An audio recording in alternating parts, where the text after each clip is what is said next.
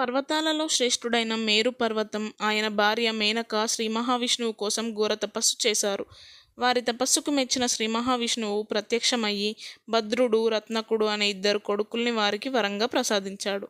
భద్రుడు, రత్నకుడు తిరిగి శ్రీ మహావిష్ణువు కోసం కఠోర తపస్సు చేయడంతో శ్రీ మహావిష్ణువు భద్రుడి ముందు ప్రత్యక్షమై శ్రీరామచంద్రమూర్తిగా భద్రుడిపై కొలువుంటానని మాట ఇవ్వడంతో భద్రుడు భద్రాచలంగా మారాడు. ఆ తరువాత శ్రీ మహావిష్ణువు రత్నకుడి ముందు ప్రత్యక్షమవడంతో ఇదివరకే తన అన్న భద్రుడిపై శ్రీ మహావిష్ణువు శ్రీరాముడిగా కొలువు తీరుతూ ఉంటాను అని చెప్పింది కాబట్టి తాను ఏం కోరుకోవాలో రత్నుడికి అర్థమవ్వలేదు. ఆలోచనలో పడి ఎంతకీ వరం అడగకపోవడంతో శ్రీ మహావిష్ణువు రత్నకుడికి మనసులో సందిగ్ధాన్ని గమనించి శివుడు, బ్రహ్మతో పాటు తాను హరిహర హిరణ్యగర్భుడిగా రత్నకుడిపై కొలువు ఉంటానని రత్నకుడికి వరమిచ్చాడు. అలా రత్నగిరిపై శ్రీ మహావిష్ణువు, శివుడు, బ్రహ్మతో కలిసి అన్నవరంలో సత్యనారాయణ స్వామిగా కొలువుదీరాడు.